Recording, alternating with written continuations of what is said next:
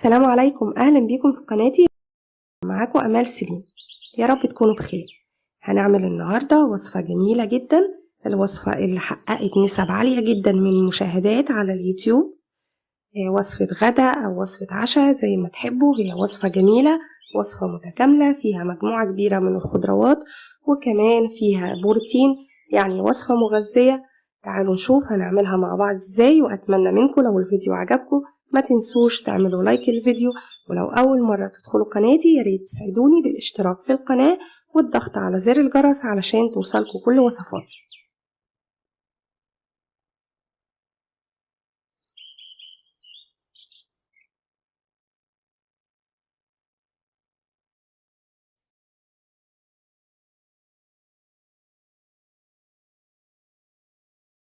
يلا نبدأ ونقول بسم الله. أول حاجة هنجهز مجموعة الخضروات اللي هنستخدمها.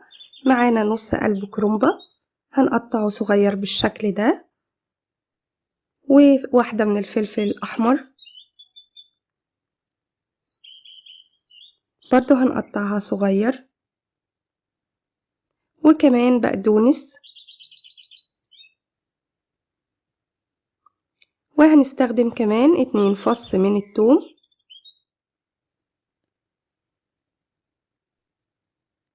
وبصلة واحدة متوسطة الحجم هنبشرها ونصفيها من المية بالشكل ده. ومعانا 5 من البطاطس هنسلقهم كويس وبعدين نقشرهم وهنهرسهم زي ما انتوا شايفين كده. هنضيف عليهم 3 معالق كبيرة من اللبن،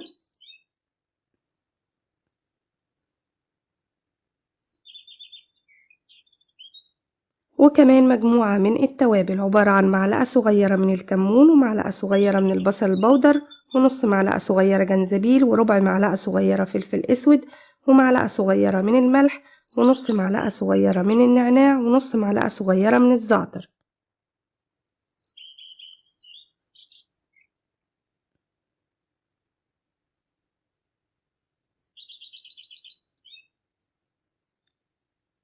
وهنهرسهم كويس جدا لحد ما التوابل تمتزج تماما مع اللبن والبطاطس.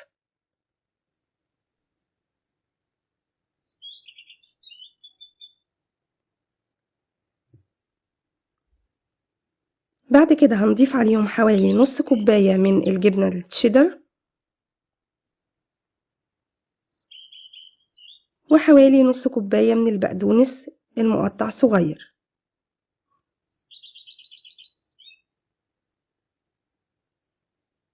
وهنمزجهم مع بعض كويس جدا.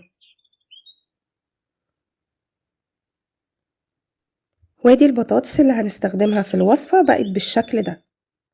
عاوزة اقولك الملح بتظبطيه حسب رغبتك، يعني دوقي البطاطس لو عايزة تزودي ملح زي ما تحبي، بس هي كانت مظبوطة جدا. دلوقتي هنروح لباقي الوصفة. معانا حوالي 600 جرام من اللحمة المفرومة، ضفت عليهم الكرنب اللي قطعناه مع بعض والبصل المبشور، طبعا احنا عصرناه لحد ما صفينا المية منه تماما، وضفت عليهم الفلفل وكمان الثوم. على فكرة الفلفل مش في الوصفة، لكن انا ضفته لاني ادى تيست جميل جدا. دلوقتي هضيف مجموعة التوابل، وهي عبارة عن معلقة صغيرة من البابريكا، معلقة صغيرة من الكمون، معلقة صغيرة بصل بودر، معلقة صغيرة من الزعتر، معلقة صغيرة من الفلفل الأسود، نص معلقة صغيرة من النعناع، معلقة صغيرة من الملح. الملح برضو بتظبطيه حسب رغبتك، وكمان الفلفل الأسود لو حابة تزودي فلفل أسود براحتك أو تقللي.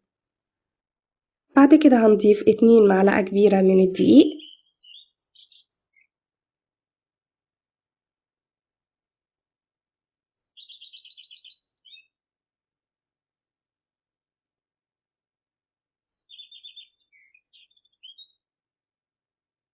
وهنضيف عليهم كمان بيضة،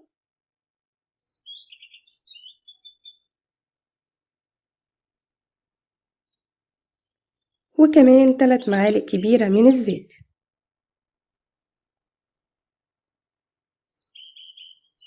وهنقلبهم مع بعض كويس جدا لحد ما كل المكونات تمتزج مع بعض تماما.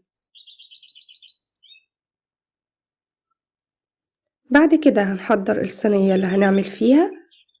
أنا دهنتها كده من تحت بالسمن أو تدهنيها بالزبدة زي ما تحبي، بتدي تيست حلو قوي. وهنبتدي بعد كده ناخد قطعة من المزيج اللي عملناه مع بعض، ونكور اللحمة المفرومة بالشكل ده وبالحجم ده، ونعمل مسافات بين كل واحدة والتانية زي ما انتوا شايفين كده.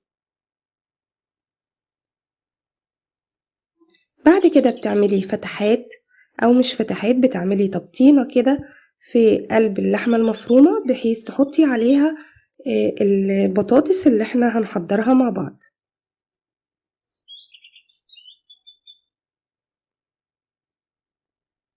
وهناخد جزء من البطاطس ونعمله بالشكل ده ونحطه فوقيها، وهكذا لحد ما نخلص كل الكمية.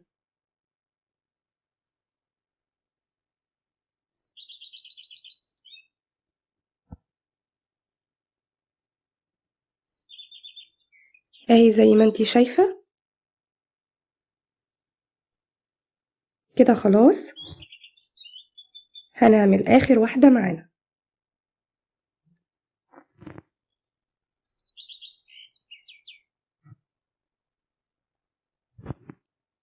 بنثبت البطاطس كويس على اللحمة المفرومة، ودلوقتي هنضيف عليها دي 2 معلقة كبيرة من الصلصة، وبنحط عليهم كوباية من المية، وبننزل على كل قطعة كده حوالي 3 معالق 4 معالق من الصلصة.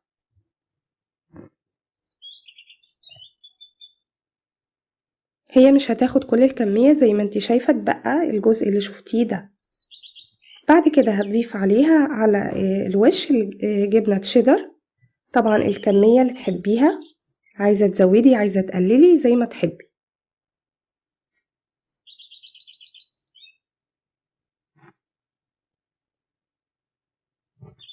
وهي كده جهزت معايا تماما. هدخلها الفرن، بتاخد حوالي ساعة الا ربع،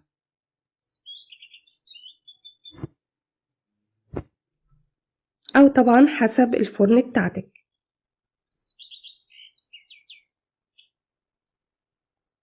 هي وفي الفرن ممكن تطلعيها وتحطي على الوش كام معلقة من الصلصة عشان يديكي اللون الجميل ده، وبتدخليها عادي جدا تكمل تسويتها، وممكن كمان تفتحي الشواية عشان تاخد اللون اللي انتي شايفاه ده. وهي كده جهزت معايا. بجد كان طعمها جميل جدا وريحتها حلوة قوي، وجبة جميلة جدا بجد، هتعجب الأطفال وكمان يعني هتعجبنا احنا لأنها بجد حلوة قوي. أتمنى تجربوها وبإذن الله تعجبكم. أنا التغييرات اللي عملتها إن أنا ضفت فلفل أحمر، وكمان مجموعة التوابل دي ذوقي أنا في الوصفة أو في الأكل بتاعي. دايما لما نعمل أي أكل بنعمله حسب ذوقنا وحسب ما نحب، يعني مفيش حاجة ثابتة ولا مفيش قواعد ثابتة بالنسبة للأكل. الأكل أذواق وحسب اللي نحبه. يا رب تكون وصفة النهاردة عجبتكم، وأتمنى لو الفيديو عجبكم تعملوا لايك للفيديو، ولو أول مرة تدخلوا قناتي ياريت تشتركوا فيها وتفعلوا زر الجرس علشان توصلكوا كل وصفاتي. بحبكم في الله. أمل سليم.